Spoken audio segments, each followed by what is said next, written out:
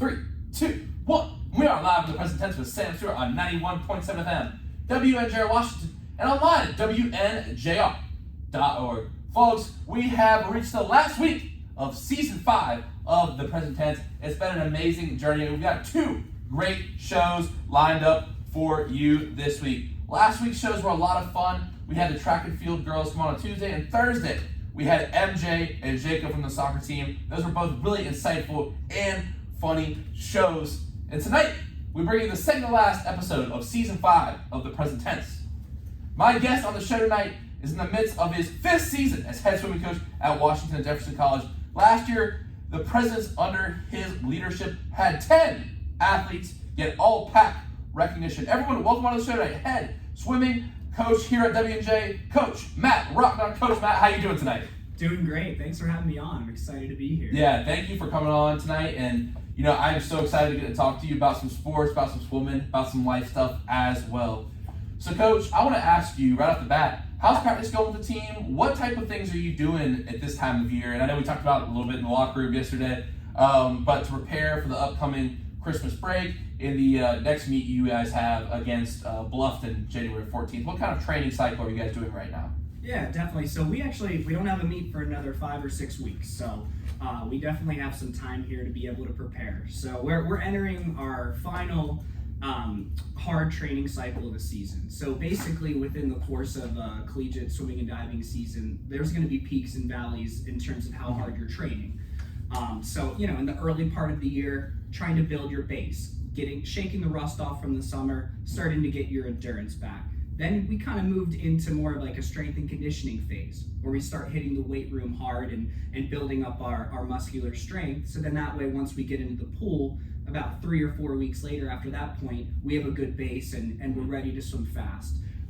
From that point, we kind of hit our heavy meet season. So we had a lot of away meets. We had 3 away meets in a row, a lot of travel. So during that time period, we were still training hard, but we had to focus on some of the little things like on starts, turns, technique, and everything from that point. So now, as we come, close to finals here, tomorrow with reading day, finals starting on Thursday. Unfortunately. Yeah. So, our team's getting ready for that. They're not going to be training during the next 4 or 5 days so they can focus on their academics, and then we hit it hard in the pool. So we start with 2-a-days. We have some on-campus winter training, so it's going to be just us and the basketball team here. So we'll do that for about a week, head home for the break, and then when we get back, it's we're going to hit the ground running again with 2-a-days because that early part of January is the final hard training cycle of this year. So that's kind of what we're entering into. We're mentally preparing for that, and we're excited to be able to wrap up the season here in a couple months too. Yeah, well, thank you for that detail. I was just about to ask you next, what's the cycle? I think in swimming, it's this year-round kind of sport as well too. And, I didn't even have this question written down, but I wanted to ask you this. I think swimming, and I've heard Michael Phelps talk about it's so repetitive in nature. How do you kind of try to keep things fresh during practice and meets? How do you try to, maybe avoid some of that repetition that comes just with the nature of the sport? Yeah, that's actually a great question. Thank you. The key is variation. So if you can get variation into your swimming workouts, it's going to be better for everybody. Everybody's going to benefit, and not to mention you're becoming a more well-rounded swimmer at the same time. So what we kind of do is we break up our practices day by day, and we focus on something different. So that's how we keep it fresh. Like Monday, we're focusing on our specialty strokes. Tuesday's a sprint day. Wednesday's a power day. Thursday, we're hitting endurance hard, a lot of aerobic training. And then Friday, we kind of touch on everything. Starts, turns, sprinting. And then Saturdays, that's obviously our big day. That's when we typically have our competitions. And, within those meets, we create cheers to keep everybody energetic and ready to swim fast. And then, from that point, we're just trying to get faster times for conference because once you get to PAX, you want to have the fastest seed time. So really for us, it's variation. In addition to that, we're going to Top Golf here as soon as finals end awesome. Tuesday night. So we're going to do that. Are you a golfer, Coach? Yeah, I am not. I'm terrible. Oh, me too. Sorry. Very bad. I can drive well though, so I'm not too bad at Top Golf. But yeah, so just keeping it fresh and keeping everybody on the same page is key during a long season. Wow, that's awesome. And Coach, I want to ask you, how would you assess how this season has gone so far at this point? Yeah, it's went really well. It is a rebuilding year for us, so we've definitely been focusing on continuing to build up our rosters for the future, but we have a really good core group right now. Amanda, Molly, Nathan, MJ, the list goes on. A lot of dedicated, hardworking student athletes that want to be here and want to compete and get better.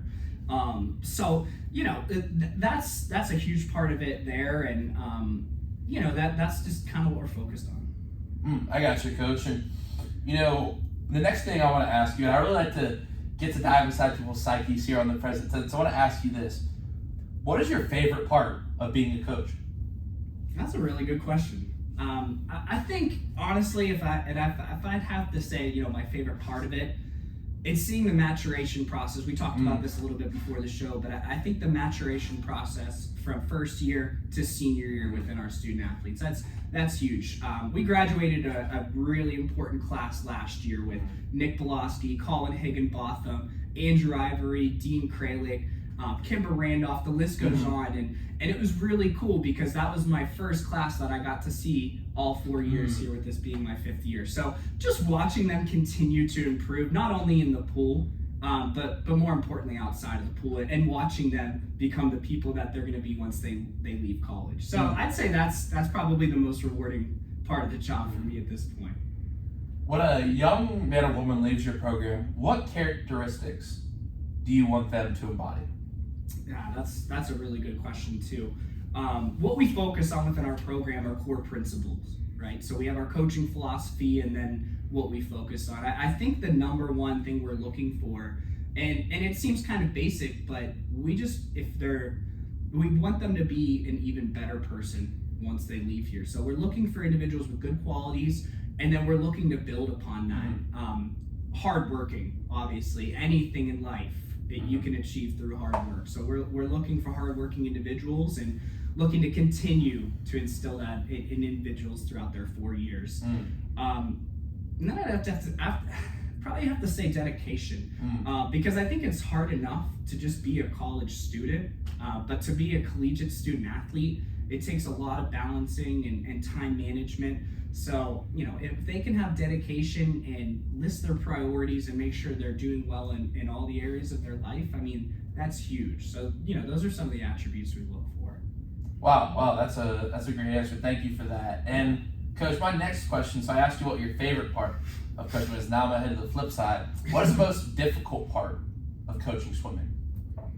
Yeah, I think one of the most difficult parts of coaching swimming would probably be to keep everybody engaged the whole time. So throughout the course of a swimming practice, it's 2.5 hours. We actually have 3-hour practices a couple times a week. So I think with swimming being such a grueling sport, right? You're swimming lap after lap after lap, like you said, very repetitive.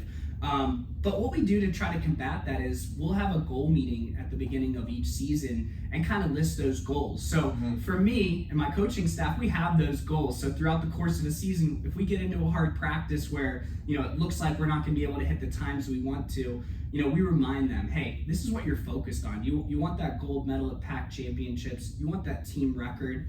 This is the time we need to work hard and grind. So, it's a difficult part because of the nature of the sport. It's like wrestling. A lot of hard work, a lot of practice, not as much glory until you get to that. Yeah, for sure. We actually had Coach Dazza and Coach Sonny. I don't know if you've met them yet. They're new here. They're great. Awesome guys. Yeah, awesome. Shout out to those guys. But yeah, for sure. And I know swimming too, it's like your event in the meet might last a total of 5 minutes if you swim a lot. Not one individual event, but say you swim, what's the most someone could swim in a meet? Be in the pool, 5 minutes or so, maybe more? For the 1,000? Oh, well, yeah. Ooh, I forgot about that. Yeah. That's rough. Somebody went 12 minutes this year. So someone can be in the pool as long as that. And there's the mile at conference, but within our dual meet, it's about 10 minutes. And you train all that time for about 10 minutes. Exactly. So, that's a hard part of it. It's really not so much a physical sport as it is mental. And they say when it comes time for a competition behind the blocks, at that point it's 90% mental, 10% physical, because you do all that hard work throughout the course of the year. Interesting. So then once you it's time to compete, it's just a mental game at that point. point. So, Wow, interesting. That's a lot to take in. Because my next question, I'm gonna get a little deep right off the bat here. What fuels you?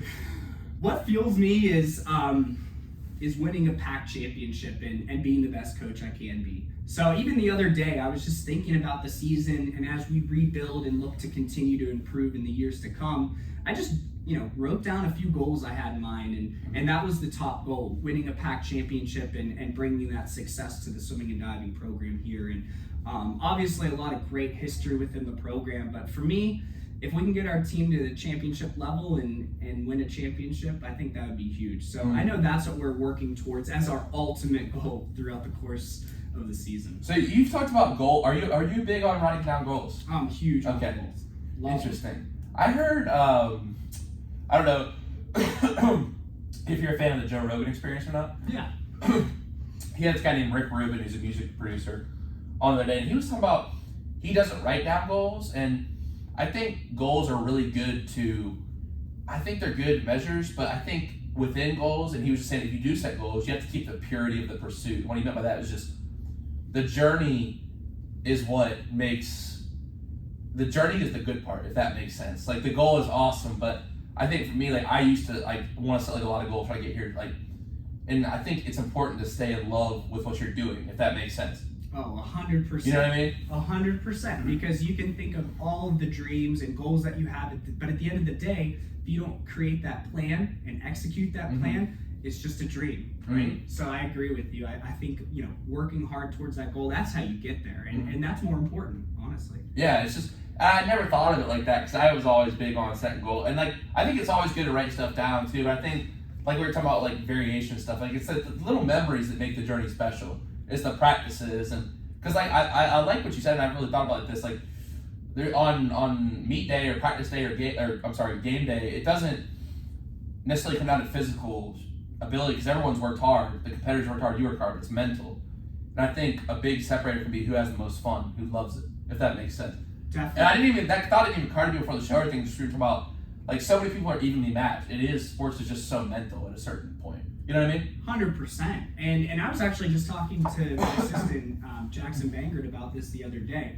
We both collegiately swim and we talk about our experiences frequently. But one of the things we talk about is we've had teammates and best friends with outstanding times, NCAA qualifying times. But when you go through a program and you're a part of a team, you don't remember those things. You don't remember necessarily how fast somebody is or that one win that they had at that big meet. You remember how they treat you and those relationships that you form with your teammates, and that's what I think just makes sports so great. Yeah, because you have that connection. Sports, yeah, and I think that's why sports are so important. It's funny, Amanda said that same thing about you don't remember what people do, you remember how they made you feel, and I think that is such a powerful quote. I think sports, and how many situations in life are you tested every single day like you are in sports? I think the cool part about being able to and seeing things and I've talked to so many different people from sports that I didn't think I was gonna be able to talk to. I didn't really know much about swimming when I started this podcast or water polo or field hockey, but there's themes, and I'm just starting to realize this as I get deeper and deeper into this process of doing the show. It's that carry across every sport.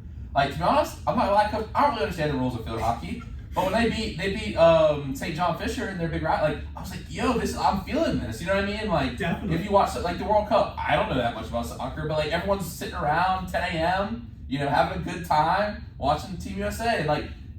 Community is one thing that comes along with sports. I know you're watching the World Cup. Unfortunately, Team USA lost, but you got a whole country. A lot of people, I'm safe to say, a lot of people in America don't know a lot about soccer, but they're supporting the team. You know what I mean? Exactly. I think just sports bring people together. And I just got a text. Actually, it's funny you bring that up. I got a text from one of my first swimmers that I coached here at W&J, and we asked how she's doing and everything like that. But one thing that she said that I've really been thinking about the past couple of days is she just said she misses being a part of a team. She didn't miss necessarily the championship meet or everything that comes 6 a.m. practices. Right. Yeah, she didn't miss the morning practices, that's for sure. But she missed being an athlete and being a part of a team and working towards a common goal.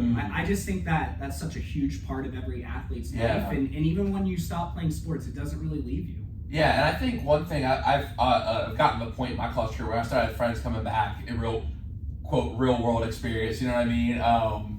And I think someone was telling me, a senior was telling me the other day, they're nervous because they've always been surrounded people, but when you go out in the real world, you're just on your own. And I was like, well, we are part of a team here, but I think you always got to have a good team around you. There's always supporting characters that you got to have in your life that are a part of your team. And I think you got to surround yourself, even if it's in business, art, playwriting, making music, anything. You got to have people who are like-minded and have the same goals as you. Maybe not the same field, but they got the pursuit and the drive that you do. So you still got to have that team around you. I feel like sometimes as athletes, like in college or high school, we're like, oh, I'm not going to have this team in this place now. But I think it's up to us to surround ourselves with people who are going to push us and have that common goal, if that makes sense. Yeah, I think that's a really good point. And it's all about finding, where that is at once you're done with sports. Mm-hmm. And I even suggested to her, I'm like, hey, you liked running? Why not sign up for a half marathon? That's what my dad says. He's like, when I was in my 20s, I went to the gym and just played basketball with guys. I think it's, because I feel like with COVID and stuff, I think some of us got used to maybe just being by ourselves. And I don't really think and I know you've got a lot of studies in human development in your college degree, but I feel like that's not healthy to be by yourself too much of the time. You got to find a group and have fun with those people. Because I feel like my friend Gianna, she came on here, said, a quote from Into the Wilds, happiness is found in the presence of others. And I feel like that's such a powerful quote. It's like, how happy can you really be, just enjoying your success by yourself? When you do something good, you want to celebrate with other people. That's right. What I mean? You want to party with other people when you win a championship or have a good meet. You don't want to sit by yourself. So I think having those people around you support you, through your hard times and your good times is very important. Oh, 100%. And people are social creatures, right? I think being around other people, that's what makes the experiences so special. Mm-hmm. And that's what it means to be a part of a team right there. You kind of hit it right on the head. So, Coach, we referred to your college career a little bit. Now, you had a very impressive career at St. Bonaventure, breaking a school record in the 200 butterfly, leading the school to 2 Atlantic 10 conference titles. Exciting stuff there. You also got a degree as a student athlete in sports studies with a concentration in human development and learning at IUP. You got your master's in sports science and management. So after you got your degree at IUP, in your own words, can you tell us how you ended up at W&J? Yeah, definitely. I knew as soon as I stopped swimming when I was a senior at St. Bonaventure, I knew I wanted to stay in athletics. Okay.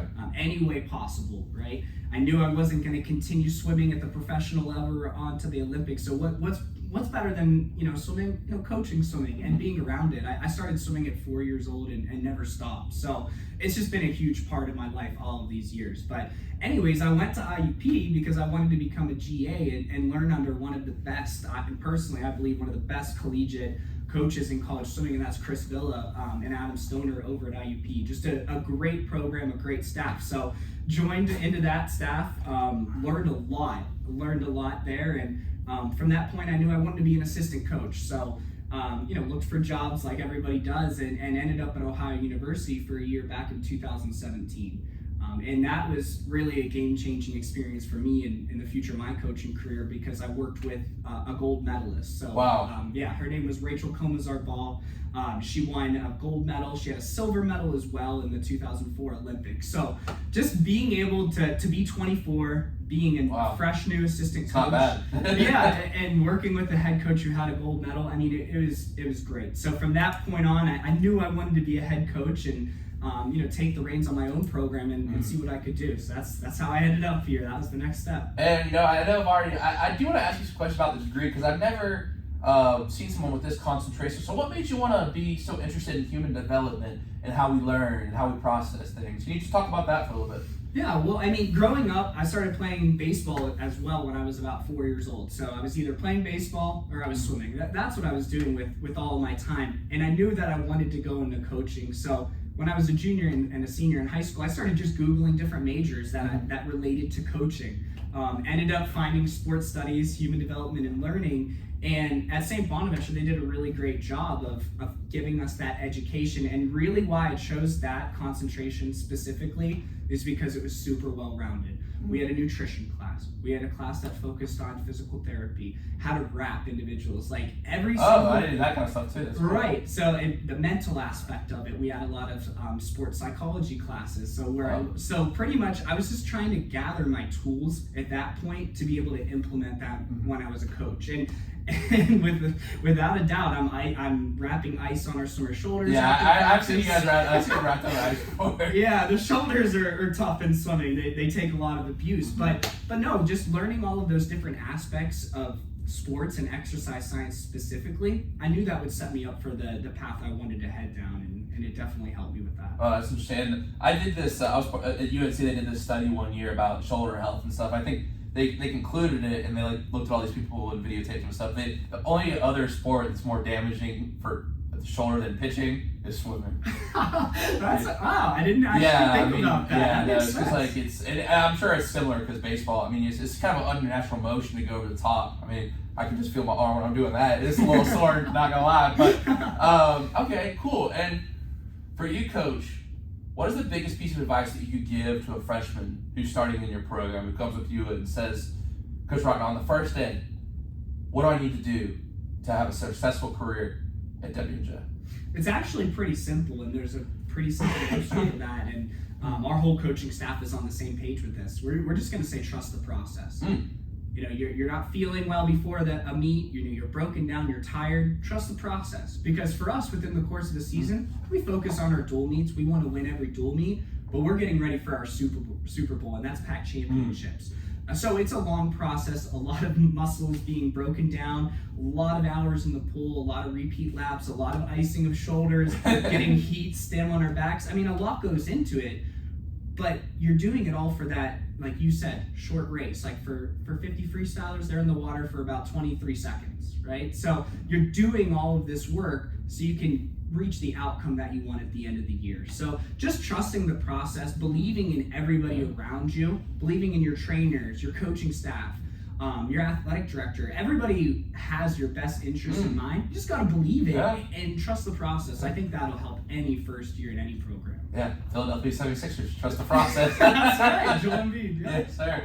So my next question for you is, if you had to give advice to a first-year head coach, what would you tell them? Be patient. Be patient, because it takes time to build things the right way and the way that you want to build them. When I was 25 and started here, I wanted it all right away. I wanted that Pac championship, within those first 2 years, wanted all of those goals that I had mentally thought about and then eventually written down. But you got to start with your culture, your team atmosphere, all of those little things, your parent involvement, your alumni connections. You really have to start from the bottom and work your way up, because you just can't reach success. And I think a lot of ambitious younger coaches, they want to see that success as quickly as possible, but you want to build things the right way. So I would just say be patient and do things your way. Wow, I didn't even think about, I think like everyone does go for that. I didn't even think of how many little things go into it, even the off season and everything. That's really interesting. Coach, my next question for you is, how do you want to be remembered when your career is over? Just someone who cared about my student athletes. Like for me, when I was going through the recruiting process, going to official visits, day visits, all of that, I gained a lot of good experience from that as an athlete and now as a coach. And actually the last little piece of advice, whether the recruits are listening fully at this point when I've spoke for about 2 hours or not, but I tell them, hey, when it comes time for that choice, go where you're wanted. Right? You can feel when you're wanted by a program. You really can. A team, a coach. Like, go where you feel like you're going to be supported and they have your best interests at mind. I think if you can do that, you're going to end up in the right place. For sure. Because for me, when I was looking to swim, there were Division 1, Division 2, Division 3, a lot of different options. And I tried to look at each one objectively for the coach and the team and how they operated. Because, it's not enough to just go to a big name school. You want to go somewhere where you're going to thrive and be cared about. So for me, if, some of these student athletes who graduated, when they reach out to me or they talk with their teammates, if they can say like, coach cared about us, he wanted what was best for us, that's really all that's important to me at the end of the day. Wow, that's good stuff. And for you, Coach, what is one trait that you think it takes to be successful in the sport of swimming? I know we've already touched on a few, but if you had to point out one singular one. I'm going to go with mental toughness. Mental toughness. Because to get into a freezing, ice-cold pool at 6 a.m. At 6 a.m. and getting in those 2 hard hours of practice, going to the training room, getting ready for that afternoon practice, that's what it's going to take. So I think that's really what's the most important. Yeah, I've seen some sort of wearing pajamas in there before to warm up really good. But I will say, I know the college pool it's going to feel better once you start because it is colder. Like you're swimming like in a warm pool or something. It's not going to feel as good. I know that that's what some of the swimmers told me. Like, it feels good when you start working out, but I'm sure once you hit that water, it's like, Oh, cold. yeah. And most college coaches, they monitor that temperature of the pool. I make sure it's at a crisp 78 degrees. Oh, yeah. Make sure it's the right Yeah, temperature. A little bit colder. So surfing's one of my favorite sports. So I wear a wetsuit all the time, so I don't feel the cold as much, but like I don't like the cold water. I'm more of a warm water type of guy, as most people are. But in North Carolina, the winter gets a little chilly, so you got to throw in that wetsuit. So, Coach, I want to hit you with some lighter questions now. We got some of the deep stuff. So, Coach, this has become a staple of the present tense right here, and I love some of the coaches' answers who have come on the show. I can give you some examples if you want, but I'll read you the question first. Sure. If you had a free Saturday with no plans, no commitments, and money was not an issue, what would you do? That's a good one. Let's hear some of those other Okay, answers. so Molly and Amanda said they would go shopping, get Chick-fil-A, and then watch Orange is the New Black. Coach Sirianni said he would go to a Notre Dame football game. Coach Stu said he wanted to be on a lake with some food on the grill, some meat on the grill. Coach Gina said she would go hiking in Montana. So all good options. I know like a couple, Kyron and Dirk said they would want to fly in Greece in a private jet and do like a whole, drive around in fancy cars. Some people take that route, but what would you do, Coach, on this free Saturday? A lot of different ways you can take this. Yeah, that's a really good question. It's definitely something I haven't thought about, having a 3-year-old and a 1-year-old. Free time is the last thing on my mind. Yeah.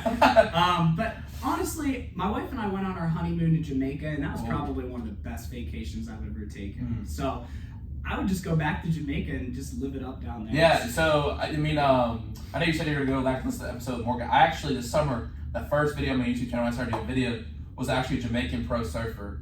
And if you're in Jamaican culture, it's really cool. He talks about it. I think I love the culture. It's very laid back there, very chill. So our culture's kind of new there, but yeah, it's definitely a great place. I've seen some of the beaches there he showed me and stuff. It seems like really chill. What are the towns there again? What town did you go to? I'm trying to think of the town you was from. I'm trying to think too. We met back in 2017. Okay, I got you. But we didn't go to Kingston. Yeah, Kingston. I don't think he was from Kingston, but what'd you guys do there when you were in Jamaica? Yeah, we were just on the outskirts of Kingston, but it was really cool. That's fun. It was a resort, so it was nice. So we just kind of picked our excursions. Like we went to this, it was called the Blue Hole. So if you ever go to Jamaica, you want to go down to the Blue Hole. It's just this cave with all this really nice clear water inside. Rock cliffs you can jump off of. So my wife and I, we jumped off of this rock cliff. Wow, that's fun. Yeah, it was awesome. You gotta stop talking about that with this weather outside we got going on right now. I hate the fall weather. So, Coach, my next question for you is: if you had to listen to one musical artist for the rest of your life, who would it be?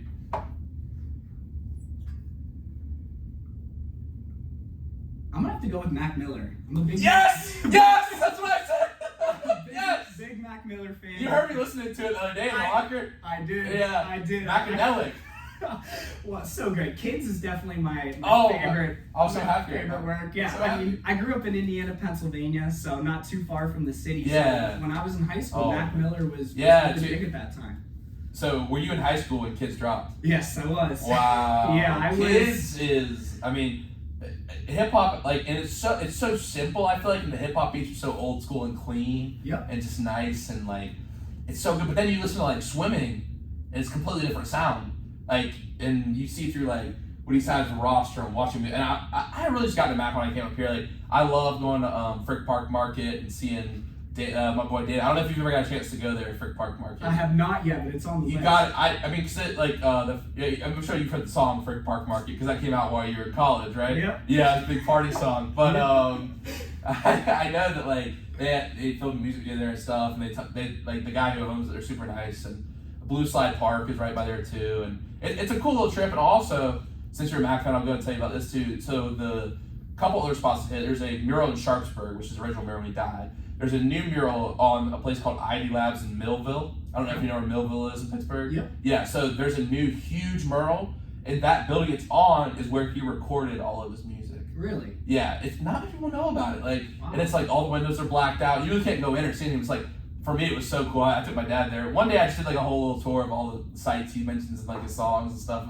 It was fun, but yeah, it's super cool. I think the whole story of how he came up and stuff, and I think also just like mental health too. Like his mother has the Mac Miller Foundation with like deals with like music and mental health and stuff. Like I think it's really unfortunate like that what happened to him, did. Just I think we need to it sparked a conversation about mental health for sure. Definitely, and I think people appreciate artists who are going to be honest and open and vulnerable. And he really was in his music. He was. Really was. Exactly. And I think that kind of empowers other people to be like, hey, I'm not doing 100%. Like, let me work on my mental health. And I think Mac Miller kind of started that trend in a lot of ways. And you were talking about his different pieces of work. Like, the variation that he had was impressive. Everything he came out with was different. Yeah. But I think he always had a really good message in the underlining lyrics. And I know, like, growing up in Indiana, Pennsylvania, about an hour from Pittsburgh, him naming all those places like Blue Slide Park and Frick Park Market. I mean, it's just so cool to see the city of Pittsburgh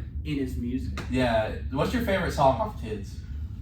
I'm going to go with Kool-Aid and Frozen Pizza. Oh, that's a good one. I like Paper Route with Chevy Woods. That's a good one. Also, Good Evening.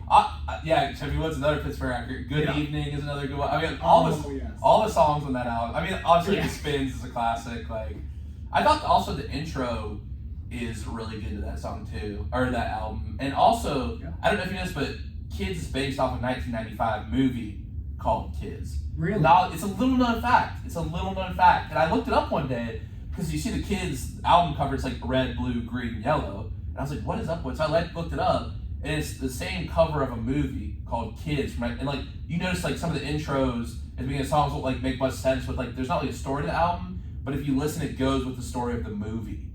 Wow. So you watched? I watched the movie. It is not a family movie at all. So like, don't watch it with your kids. But sounds good. Yeah, it's like it's about like teenagers in the '90s, and like it kind of depicts like what teenage life was really like for kids like in the inner city in the '80s and '90s. Like, so it was good. It's like kind of deals with like some of the themes in the album, like just chilling with your friends, being bored, and just being a kid, like skateboarding around, like. That kind of vibe is in the movie. So no, that's so most dope that you said that. Thumbs up. Yeah, thumbs up. Oh man, that's awesome. All right, now, Coach, I hear you are a big Star Wars fan. Huge Star Wars fan. Good. Awesome. Now, I heard you dressed up as a Star Wars character for Halloween. I did. I was Kylo Ren. Oh, nice. Our youngest kid, he was BB-8. Oh, nice. And then Cameron was Darth Vader, naturally. He's got a perfect personality for it. He loved it. And then my wife was Princess Leia. So it was pretty cool. That's awesome. Now, Coach, I do ask this question. I'm guessing it's going to be a Star Wars movie. What is your favorite movie of all time and why? That's a really good question for a Star Wars fan. I'm gonna have to go with Return of the Jedi. I think honestly, just a lot of the battle scenes in there, like to back it up, why I'm a Star Wars fan, because I remember like being younger, there was a Star Wars movie on TV. I just started watching the movies, and there's just such good action in them, every part of them, and Return of the Jedi was no different. Yeah, we really got into Gabby Lloyd, she plays soccer, starting goalie. She's actually president of the Star Wars Club, so we got into a really good discussion. There's a Star Wars Club? Yeah, you gotta join. Nice. They like trivia nights and stuff. I've never been I don't know what their next meeting is. I gotta ask her about it. But I think what drew me to Star Wars, I was hoping their information you gave me, because I was looking to discuss this. Like I think Star Wars created was such a unique moment because that exploration in space was really starting. And like I feel like sci-fi, like every sci-fi movie after has really tried to copy some Star Wars theme in one way or another. Like the whole idea of George Lucas taking Carl Jung's hero's journey and putting it into a movie and like having that hero's journey. He's one of the obviously there's examples throughout history, but like to turn that into a motion picture and follow that, like it's so cool. I think the spiritualness of like the Force and like not having Master Yoda says fear, attachment leads to fear. There's a lot of themes of Buddhism and other religions in the movie, and like the balance of things. I think that's very interesting. That's kind of deep side things, but also like I feel like just the situations that are raised in the movies are so good. And like I say that, preface this because I don't want you to get mad at me when I say my favorite movie is 3. Okay. Because it shows the duality of Anakin, and I think it shows how a villain can be born, which is really powerful. And I think it shows like the idea of the clones and like just the whole battle of that, and like you see that it's this plot, this setup that's really just two armies who like are nothing, clones and droids just fighting each other. And And also, I grew up with the Clone Wars anime movie and the Clone Wars series. Amazing series. So have you seen the anime movie? I have not. The anime movie is really good. It's like, here's my thing with what Disney's done. Now, I'm sure you have thoughts on this. I like The Last Skywalker. I think 9, J.J. Abrams did as good as he could. I didn't think 8 was great. But the sequels, they weren't my thing. They weren't my thing. No, I have a hard time kind of connecting with the newer movies. I think it's just because I'm older. What about Rogue One? Rogue One was alright. Like, honestly, the newer movies I was watching for entertainment. Like, they were good. Yeah. I just never, those aren't movies that I'm going to watch over and over. Yeah, I agree. I think, so one thing I was thinking about is, so like when Disney bought it, they changed the canon. And like before, like with some of the video games and some of like the anime movie and even the Clone Wars, is like there's a little bit of darkness, a little bit of exploration of like this world that these created. Now I feel like, hate to say it, but it's kind of like Disneyfied now. You know what I mean? It's like, not that like I want it to be like super dark or anything, but I think it's like, I mean, it's a corporation making a movie instead of a man who had a dream. Exactly. If that makes sense. And maybe it's a hot take, but I feel like that's how it is. You know what I mean? It's like, what was really the point of those last 3 movies? Exactly. Like what was the kind of the point? The Emperor comes back. Then what's the point of the original if they killed the Emperor and he comes back? Exactly. What's the point? You know what I mean? Like, I felt like they could have just stopped with the original movies and then just went off with the spin-offs. Like, because Mandalorian was great. Yeah. I just kind of explores the universe. Like, what are the planets like? Like, there's like you covered the big events, but like, what is it like living in this universe? Like, because it's such like an interesting universe that he created out of his mind. And I do like the prequels for that reason. What's your thoughts on the prequels? I see there's some thoughts going on there. Yeah, I mean, but you grew up with the prequels, right? Yeah. It's I love them. And I mean, anything I'd say like pre-2010, like I'm just a big fan. Okay. Like it's just hard for me. My favorite character, but I don't know who yours is, but Boba Fett is my favorite character. Watching some of those early movies, and I wasn't more excited for any show other than the Book of Boba Fett. I thought it was a huge letdown. I couldn't really get it. Some of those Disney shows, I can't really get it. I mean, The Mandalorian was really good. My dad watches all this. He's watched like Loki and even Are you a Marvel fan? It's all right. Yeah, but I mean, I'm more into Star Wars, but I really like The Mandalorian. But like some of the shows, like I heard Andor is really good. Yeah. Have you seen that? I haven't seen it yet. It's like espionage. It's good. It's slower. A lot of dialogue within it. They're trying to change things up, and honestly, I think they're just trying to do too much. Like I agree. You know? It's an unpopular take, but like, and the other thing is too, like my dad loves when stuff connects together. Like he's like, oh look at the. Like, not everything has to connect together, y'all. Like, Han Solo's dice does not need an origin story. Like, I was like, when I was watching that, and the girl hands him the dice story, I'm like, do we really have to do this? We don't have to explain everything. And the cool part of Han Solo is, he's like a mystery guy when you meet him. Like, we don't really know his background. He's shady when they meet him in the canteen. But like, if you know his whole origin story, I feel like it takes, you know what I mean? If that makes sense. Exactly, because Boba Fett, I think he's one of the most famous on-screen actors with the least amount of words. Exactly. I mean, he said like 4 or 5 like phrases throughout the course of those early movies. And, when they go and dive into his backstory, all of the dialogue and everything, it just kind of takes away some of that, like... Because like, you have this, his dad gets killed in 2. Yep. And then, wow, interesting. Good conversation. So you say the Return of the Jedi is just, you can't beat it. No, you really can't. So interestingly enough, did you know the original script called for Luke to actually join Darth? Really? Yes. I did not know that. So the Revenge of the Jedi was actually the original title of the 6th movie. And this comic book store in Pittsburgh, sometimes, I get bored of the weekend, so sometimes I go around and like, I'll talk to the guys at the comic book store, because those guys just have all the information more than you can ever imagine. But they have 20,000 rare posters were printed where it's like Luke with like a red lightsaber. And you know why George Lucas changed it at the very end? Why? Because he wanted to sell more toys. He thought it would hurt the merchandise sales if Luke joined Darth. But you can't imagine it any other way now than Luke, being the good guy. Right, of course. Yeah, I've never heard that before. Yeah. Honestly, it would have I'm changed everything. I'm a little too. When I heard you went to Star Wars, I was like, to me and my brother put on the video games and stuff. So yeah, no, it's cool. Now, my next question is a little bit silly, but I've been asking all my swimmers. If you had to be one aquatic animal, what animal would you be? I'm gonna go with it's a little bit different, but I go with a stingray. Good answer. Yeah, good so answer. I like a stingray. They kind of move discreetly, Yeah. right? But they pack a powerful punch. Just an animal that's kind of, mysterious, like not one like people will talk about a whole lot, but great swimmers, and yeah, I think I'd have to go with the Stingray. Interesting. Yeah. No, so I said a dolphin. Okay. It's a dolphin. I forgot what Molly and Amanda said. Someone from the water polo team said a barracuda, which was very interesting. Because, I want to talk about a little sports too. You're a big sports fan, big Steelers guy, big Pirates. So you're watching the World Cup as well. Yeah. Is there any sport you want to talk about a little bit? I didn't even know we were going to be talking sports, but I guess we talk a little NFL. Did you see Tom Brady last night? Tommy. Hey, they call him the GOAT for a reason. That division is so bad because if they're in any other division, they'd be smoked. They're 6-6, but they're way up in their division. Yeah, but what a comeback win. Though. Yeah, no, and I like them. I'm a Bucs fan. Like, it was crazy, but the Saints did kind of give away that game a little bit. They definitely opened the door. Seems like the Bucs, they got slow and old overnight. Honestly, like offensive line isn't as good. I mean, you're a Steelers fan. We obviously lost to y'all, which was tough to see. I actually went in that game, but. Yeah, so, talk about the Steelers a little bit. Do you feel like Kenny Pickett's a long-term solution for the Lurgers?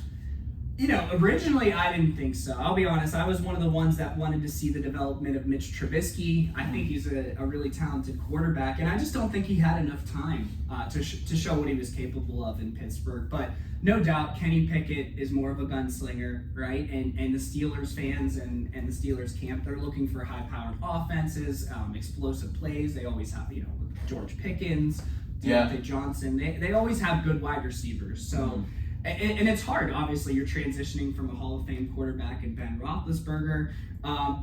But I'd say, long story short, he is. I don't think he's going to have the type of Ben Roethlisberger career, the historic and Hall of Fame type of career. But I think for, within the next 5 to 10, I think he'll be here for 5 to 8 seasons, depending on his health. And I think he can help them do well in the playoffs.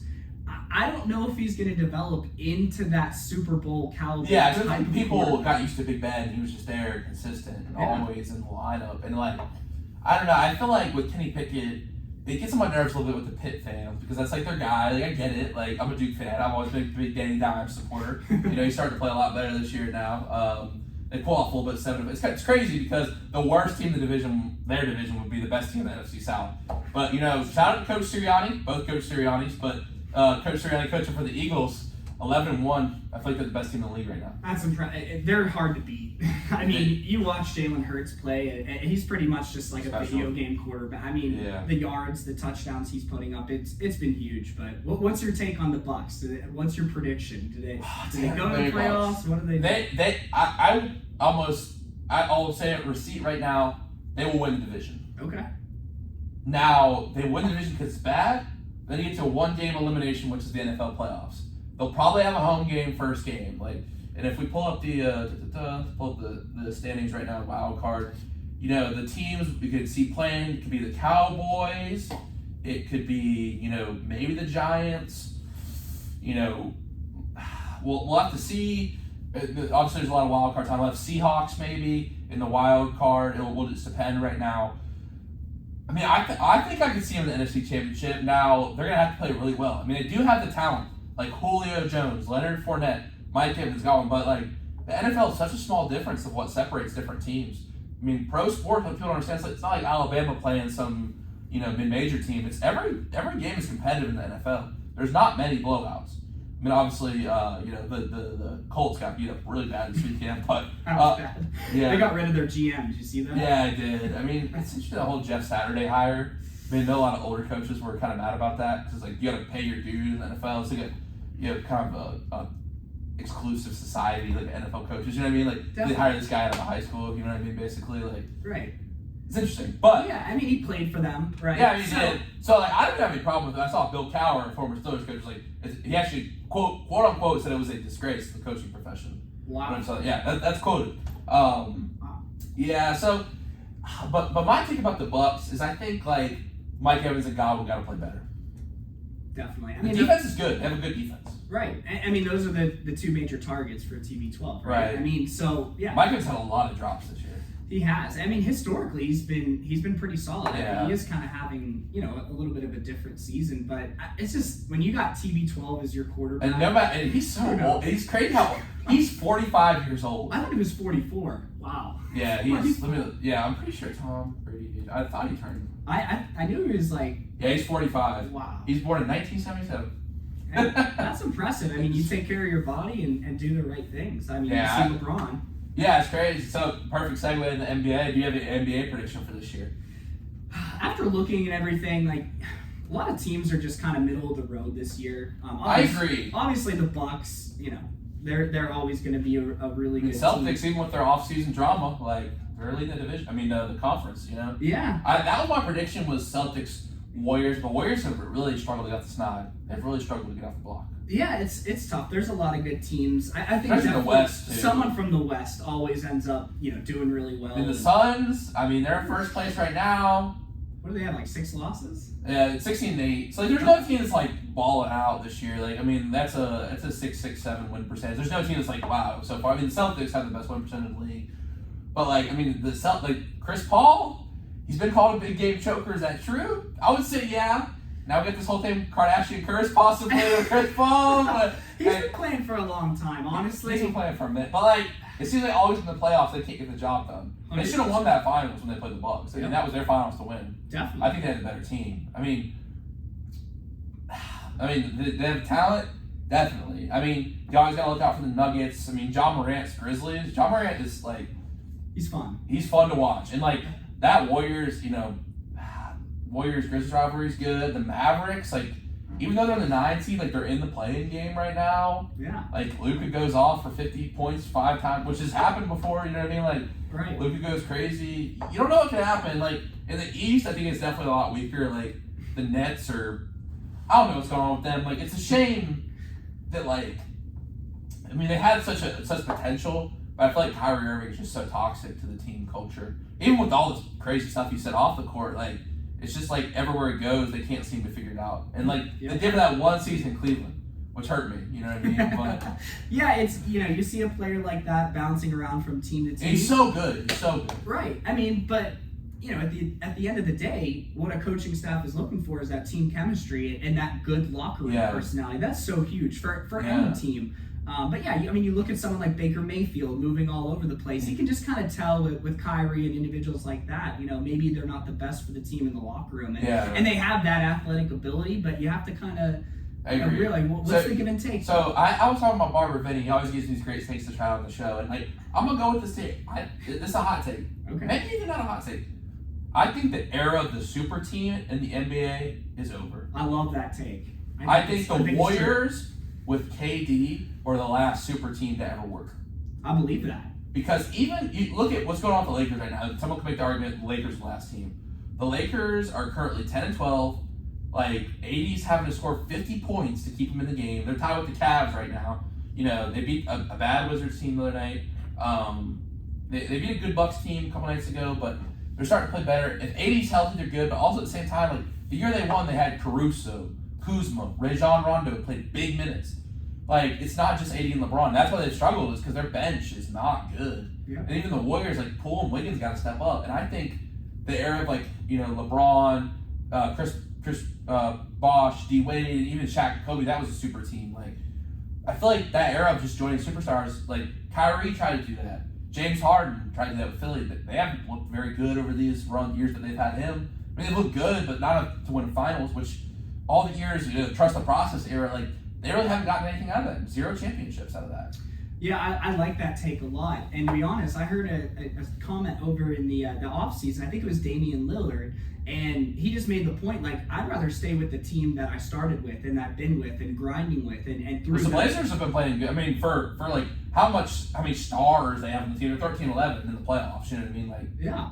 I mean, and I think he just said, he's like, I'd rather stay with that team. So for me, I'm not a fan of the super teams. I'd rather see someone like Ja Morant, someone, one of those good players from college or a player that develops into that superstar within a team and then develop the team from that point. I think you get more respect. You get more respect. I feel like people 100%. Definitely. Okay, so if KD stays with Golden State for and wins 8-10 championships, I think his legacy's a lot better off than it is right now. Well, exactly. Because they won without him. Right. And then his Brooklyn team got bounced in 4 games by the Celtics last year.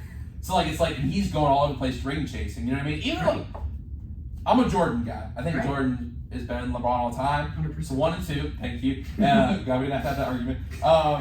But like LeBron going to Miami and then back to Cleveland when they get back and then to LA. My mom always calls him a fake Laker. I feel like you think of Lakers greats, does LeBron like if we're gonna have stuff like 5 Lakers route, like you can't put LeBron in the Lakers route Rushmore. You put Wilt, Kareem, Magic Johnson, Kobe, Shaq. Like that's the guys you put. Shaq was he moved. He was the earlier part of his career.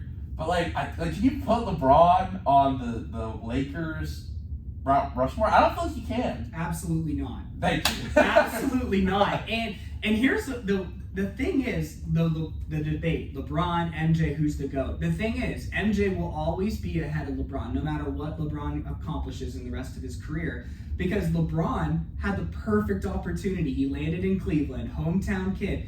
Just needed to continue to stay there, and obviously the ownership was going to build around him. The best player, one of the best players of all time. He just, in my opinion, if he would have stuck there for a lot longer and just made the Cavaliers this consistent the way he handled it too with the decision and all that. Oh, so flashy. I know, and a Boys and Girls Club in Cleveland, it's so bad. Yeah, I wanted to see him stay with the Cavs, and I think if he would have stayed there throughout his career, there's no doubt I think he could have passed MJ, depending on how many rings he ended up with and all of that. But I don't respect the moving of team to team because a team has better players. I think you bring what you bring to the table within a team, and there's so many other factors to make it a great team. It's just not all about that. And that's why I love this Golden State squad so much. And I've been a fan of Steph, and I was a fan, and I started to get the other Warriors players as well.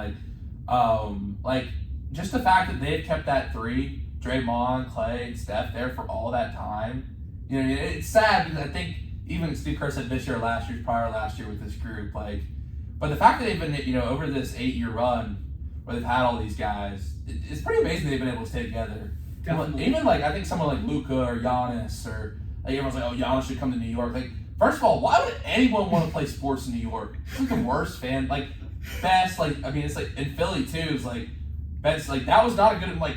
Everyone's gonna play in these big markets, LA, but also the scrutiny's there. That's why I don't feel the Knicks used to be my last point about this is we talked about big market, small market in baseball before. And baseball's a little different. They don't do a great job marketing their stars. That's a different conversation. In basketball, you can see highlights on Twitter from every team. Every team gets coverage on ESPN now. Back in the day, it was the Knicks and the Lakers because they were in the big media hubs. They got covered by the New York Post and the Times and all that.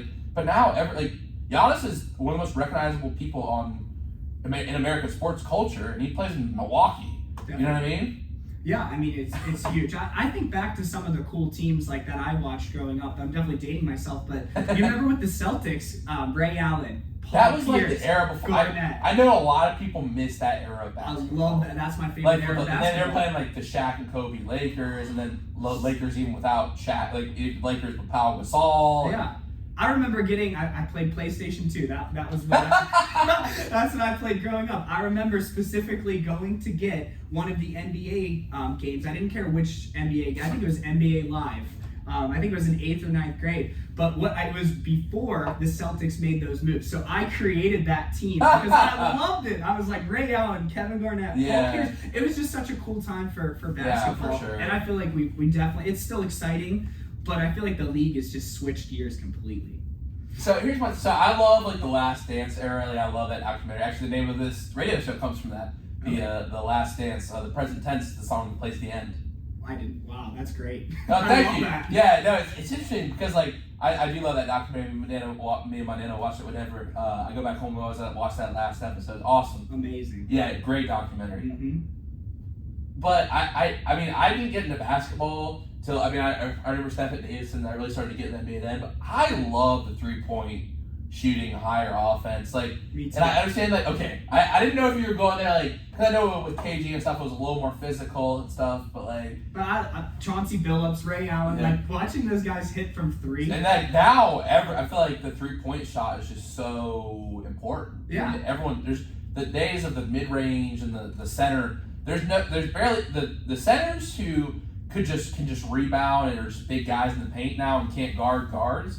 Those guys really don't exist in the league anymore. Well, I mean, you have people like Steph Curry hitting half-court shots like they're three-pointers. And I think that's what's exciting about the game today. Yeah. When you have that. Like, you don't have as much play down low because you just have these talented, free. I'm so glad you love it because I feel like there's a kind of a sentiment against the NBA because it is like it's so much of a show. But I love that because the drama, the pettiness, like I can't stand these people who are just like, oh, college because of the fun. Like for me, here's my thing in college basketball. It's like I like watching Duke, but like the way that it's set up, and this is just the nature of it, is like the stars aren't in college basketball long enough to get like recognized by fans. They're there, and you start recognizing them, and they're going to the NBA. Right. So, like, I feel like you can't expect people to love college basketball the way they used to, if that makes sense. Yeah, definitely not. I think what people love about college basketball is just, like, that total team effort. And I feel like it's a more authentic style of play from the NBA. It's more pure. Like, that's what I enjoy. Yeah, I mean, I understand that aspect of it, but I think, like, there is just something appealing to, like, name recognition and stars and because I told you I'm a Duke fan. Like we got people bouncing the league every year. It's hard to get to know those people. Definitely. It's like it's somewhere like Penn State where it's not necessarily one. I'm sure you're a Penn State basketball fan too. Definitely. Like it's not as much of a, I guess like and also like because I'm a Duke fan that does resonate more and like I tend to like the NBA more. It's like I know that like another thing is too like I think just if there's two bad NBA teams on, I'd rather watch that than two bad college teams. If that makes sense. I definitely get that. I mean, you don't know who's going to win necessarily when it's in the NBA. Exactly. Like that's the thing. But the thing is, football. My last point, before we get a break here, is like I think with football, people watch any teams play football. 100%. Action on Tuesday nights, like people are dropping parlays on that. I love action. Yeah, I know. I'm sure you do. I've never watched it, but like people watch like not bad. Like people watch football to watch football, but I think basketball it's a little more of a difficult appeal to draw eyes, especially for college football or college basketball in the regular season, if that makes sense. Definitely, and I think you have to make NBA that type of spectacle because, like, you go to the game, it's a whole experience. Oh, it's awesome. You know what I mean? It's like even though, like, I think baseball, and we don't really get into baseball tonight. Not too much to talk about the Pirates, honestly, but like, I think they need to do a better job of marketing their stars. 100%. Because it's like that's what the NBA does a good job of, I think. Because it's an 82-game season, a lot of games there, but like the drama and the way that it's just focused on the star, I think there's really something to be admired there. Definitely. Yeah, and I want to make one more point. What was I about to say? March Madness is fun though. I do love March Madness. Love it, and that's why I talk with my team like Nate Smith, individuals who are big really Virginia fan. Yeah. So we're always talking about sports. He's a big Virginia fan.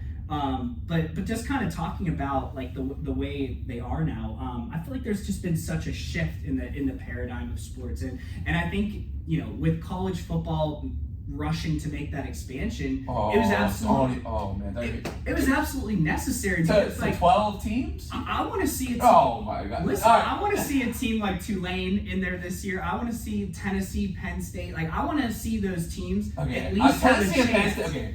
Tennessee, I get that people want it to be like March Madness. I understand that. Right. But Tulane is never going to be Alabama. That's true. You know what I mean? Fair. Even like a lot of Big Ten teams, like I'm gonna go all in here. I just want like one or two probably Big Ten teams that could have a chance of beating Alabama. So Michigan and Ohio State. Right? I would say so. Yeah. No, that's fair. Because like the SEC, just top to bottom, is just such a talented conference. That's fair. It's the best conference. I know you're a Big Ten guy. I am a Big Ten guy. But like just like Georgia, like I don't think anyone has a chance of beating Georgia. No. They like that's like crazy. I'm saying that too because like you don't know what can happen, but like what they did last year was just crazy. Georgia, like they got the quarterback's 25 years old. Right. It's like and like sports can happen, but I just feel like they're such a heavy favorite. I don't want to make it like a take that I don't think anyone can beat Georgia, but it's like they're just such like Alabama, and I know Alabama in the playoff, but like even if they would have got in, like it would have been possible for them to win. That's true. Even if you put them in a 4 seed, like that's gonna be a lot of people's predictions. You know what I mean? That's a fair point. I think it's but just like if you had in 12 or 24, like does 24 really ever have a chance of beating one? Because in March Madness, 16 does have a chance. Yeah. UMBC, shout out Nate Smith, beat Virginia Cavaliers a couple years ago, but You see what I'm saying? Like, it's different in football, I guess. You know what I mean? Yeah, and you got to look at the sports, right? You look at football and basketball, look at a game and the physicality and what it takes for a full football game. I just don't think you could have game after game after the course of a long season with a championship game. I think people just want to see those teams on the outskirts have a shot. Like, I mean, obviously, if you put Alabama in there this year, like, even though they're outside of the top 4, they have a very good chance at winning the title just from their history. Yeah, but also maybe you could expand it to 6 or 8. So then you have those teams like Alabama, Tennessee, who deserve a shot. Yeah. But it's like it comes out of the committee, you know what I mean? Yeah. And are you not an Ohio State fan, are you? I'm not. I hate Ohio State, I'm not gonna lie. They're terrible. But I will say this before we go to break. My last kind of point, I saw this on PTI the other day. They took the statistics last year, 100 most watched television events last year. About 80% of them were football games. Wow. 0 NBA, 0 MLB, even the finals. That's a lot of them were SEC games. A lot of them were NFL games. Yeah, I mean, most watched TV. Yeah, I mean, even they were saying a lot of those big time coaches in the Big Ten or in D1 were talking about just making their own league, right? Within a lot of that's my take. Like a kind of those Power 5 teams. I mean, it's already the NIL deal makes things where you're kind of like a free agent now. A lot of people in the transfer portal. Why not make a semi-pro league just football? Well, I mean, look at NCAA football at the D1 level. Like you said, the SEC top to bottom is solid. So you just need to pick a couple of teams from all the other conferences. You say the Pac-12, Big Ten, SEC, Big 12. Am I missing one? Whatever Power 5 is, you put those guys in a conference. You make the NIL deals more lucrative. You eliminate everything with transport, make it like a free agent. And I used to think that was like a crazy take, but like big time college football is so different from every other college sport. Yep. Like at our level, even like basketball and baseball at the D1 level, which is so exciting. Like I love the College World Series, so exciting. But like football is just different, man. Like booster culture in D1 football is crazy. Listen, like some of these people like were just like millionaires down in Texas, Alabama. They got too much money from doing some shady things, and they like stay on the sideline and stuff, and like you don't know what's going on for the game, like handing them checks and stuff. It's just a different animal, man. I'm telling you. Yeah, I mean, honestly, I think that's why they rushed, obviously, to want to increase the amount of teams in the playoffs. But I think it could be like the Wild West. Like, who knows what's going to happen with that landscape? I agree. I thought it was crazy and a hot take when it came out, but really not so much anymore. Because it's just so like you watch like those kids are pros basically. They are. Like, I mean, the whole Alabama team. The way they like train and stuff too. Like most of them, like Joe Burrow took like when he was at LSU took like online classes, never went to class. Like, really? And yeah, most of those guys just take online class. I think that's like they admit that the NCAA still tries to perpetuate. Like, look at an NCAA commercial. Me and my dad, like, how many big time like they try to sell the sports but don't get as much coverage because like I'm not gonna lie, the D1 experience, like those big schools, and I've had a few friends there, like it's not as much about the academic side of things. It's more like you take online class, you get a degree, but like you're basically expected to live, breathe football. And my brother is just going through that process right now. So like he's trying to decide like where he wants to go. But like at those big time schools, like it's 24/7, 365. Oh yeah, it's a job at that point. Yeah, but wow, great conversation, very interesting, Coach. It's time for our trivia segment on the show tonight. All right. And I've got a good one for you. I'm glad you like Star Wars because so how we do it is you answer the question and then after break you will give us your answer. Let me pull up this right here so we get it set up. Break. All right. So Coach, your trivia question tonight comes from the Star Wars realm, and you're gonna answer this after the break. All right. What Star Wars character has the most words spoken in the 9 Skywalker Saga films? Is it A, Luke, B, Han, C, C-3PO, or D, Obi-Wan? We're going to get your answer after the break. This is the Present Tense with Sam Stewart on 91.7 FM, WNJ Washington, and online at WJR.org. What was the answer, D? Obi-Wan. Obi-Wan? I was thinking about this, and I was hoping it was that information was right. I always like looking at obscure things like this. The answer is interesting. Like I found this article in the LA Times, and they broke it down by film too. It's interesting. That's amazing. You have to send that to me. Yeah, I will. That's a really good question. Dang. Interestingly, R2D2 in the top 10. I don't even know how that's possible. I guess they just like thought he was speaking a word because he doesn't speak any They're word. counting the beep boops. I guess. I know. That was some guy's job from the LA Times. That's They told him to count the beef boops in all 9 movies. That's crazy. So who'd you say? Luke, R2D2? So the options, your answer choices are Luke, Yep.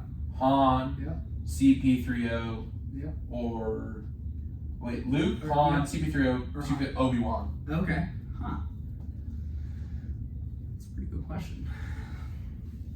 So which series are you looking like? Did you see there's an Ahsoka series? You being a big Clone Wars fan? There's so much. There's so much coming out. Yeah, I was. I don't have time to watch it all. I know. You'll have to just Google. So what's the Andor one good? Yeah. I wasn't. Boring. I'll give. Yeah, it's like I like Star Wars because the action. You know what I mean? Like You're not getting that in the Andor.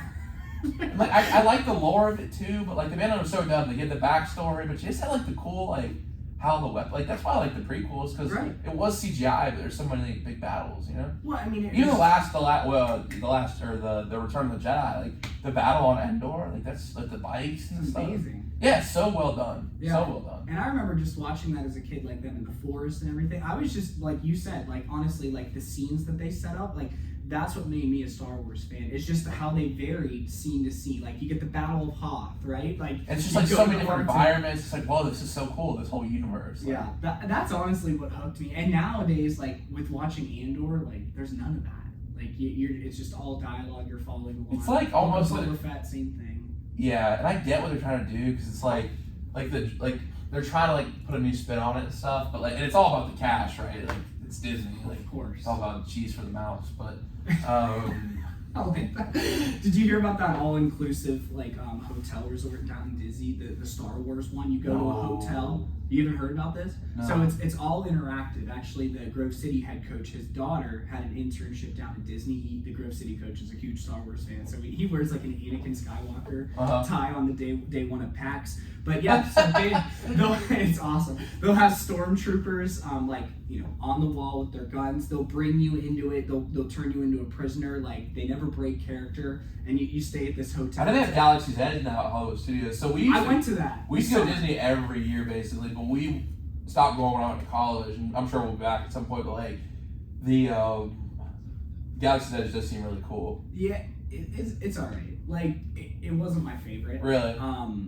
I'm just I mean it wasn't anything special. Like we went down to Disney for Cameron, our 3-year-old's birthday. It was on June 16th. So that's why we went down. But I was excited to go to Galaxy's Edge and check it out. And I trust your opinion as a Star Wars fan. So you said it was kind of mid. yeah, I'm just getting like they were so many gift shops. It's like Bro, it's about that money. I was walking around. I was like, okay, like am I gonna see like a statue of C-3PO, like different things. It was basically just like the scene of like where Anakin like grows up, like so it was like a desert scene. It's Tatooine. I think they were basing it off that. So all of the gift shops were like the little shops within Tatooine, and like it was cool seeing the Millennium Falcon. Like that was like it was huge. Come spend your money here. Yeah, that was like we got photos in front of it, but there were a couple of cool rides, and there's one where you're flying a spaceship and like everything. It was really cool. That's cool. Yeah. All right, we'll be back. We'll see your answer. We got the quarter of the day. Okay. Back in 5 seconds.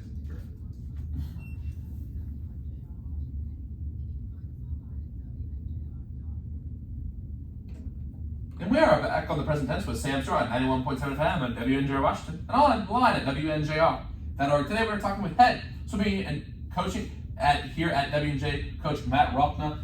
And Coach, before the break, we asked you your trivia question. What Star Wars character has the most words spoken in the 9 Skywalker saga films? Is it A, Luke, B, Han, C, C-3PO, or D, Obi-Wan? And your answer is?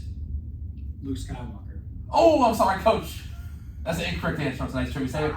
The order goes Han with 5,500 words, Obi-Wan, Luke, CP3O, Anakin, Palpatine, R2D2, Padme, Leia, and Finn. For your favorite movie, The Return of the Jedi, let me pull it, because it's an interesting article. I was telling you about it. Return of the Jedi. Yeah. The character that speaks the most for Return of the Jedi is actually CP3O. Really? Interesting. You wouldn't expect that from No, you somebody wouldn't. like him. I mean, he's just the guy that stands around and says dumb things. Yeah. Well, they almost killed him in the last one. I was like, oh my God. But, Coach, I want to ask you one question, though, before we get to the quote of the day. Listen, I've been trying to work on my swimming a lot. I know you see me there sometimes. Grinding, yeah. Yes, thank you. I appreciate it. But, yo, like, I don't really swim on a swim team or anything, but like when I dive off the blocks, I'm like racing or something, I suck. So how can I work on my starts? Because I kind of just belly flop under the water. Yeah. I'm not very good at starting. Yeah, I mean, the start in swimming is the most technical aspect of the entire sport. Interesting. Right? I mean, the technique within each stroke, turns, all of that is pretty hard to master, but starts are tough. And they're tough because everybody does them a different way. Like there's 3 to like 4 different styles where you can do a start.